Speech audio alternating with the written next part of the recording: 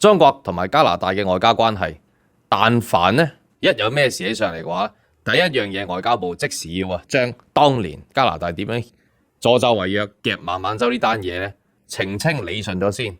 如果唔係嘅話咧，一切嘢都唔使再傾。加拿大喺1月中嘅時候咧就訪華，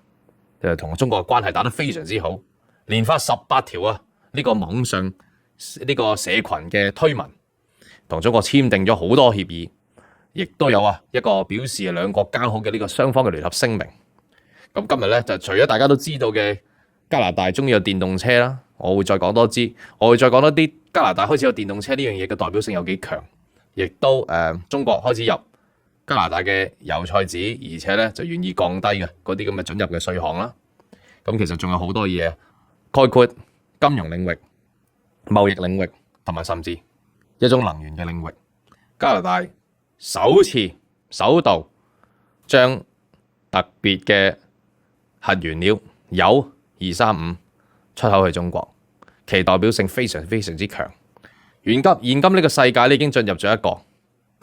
美國令全世界人越嚟越中意中國嘅一個咁樣嘅世代。到底美國如今得罪歐洲、得罪加拿大，令到人心惶惶呢個行為係佢魯莽啊，定還是其實係美國嘅一直以嚟部署嘅國策咧？今日我就會同大家嚟到分析下，到底呢啲國策是否陰謀論，定還是咧係一個時代進程嘅使然？除此之外，就係到底喺商業嘅世界裏邊美國是否都要其實餓唔起、驕傲唔起，都需要靠攏中國咧？象徵美國尊嚴嘅車企最近亦都向中國跪低咗。咁一陣間亦都會話俾大家聽係發生咩事。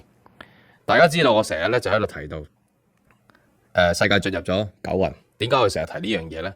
因為所有我哋過去呢80年嚟既定同埋理所當然嘅嘢咧，都會顛覆任何價值觀同埋世界觀。特朗普已經成功將美國建立2戰之後80年嘅信譽咧一次過破壞，有佢嘅圖謀，我會同大家嚟到解釋下。係藉此亦都會同大家講，就係喺當前嘅世界局勢，你先了解咗呢個東升西降、西升東降，又回翻去東升西降，呢啲我哋叫做風水輪流轉先，然之後先至諗點解咁多玄學家都急不及待咁攞九運咧嚟到放入一個人嘅命運嘅呢個推測預測裏邊咧？咁其實係錯，所以佢哋成日都唔準。我哋先從世界大事了解咗呢個世界命運走勢同埋呢個局勢嘅走勢先，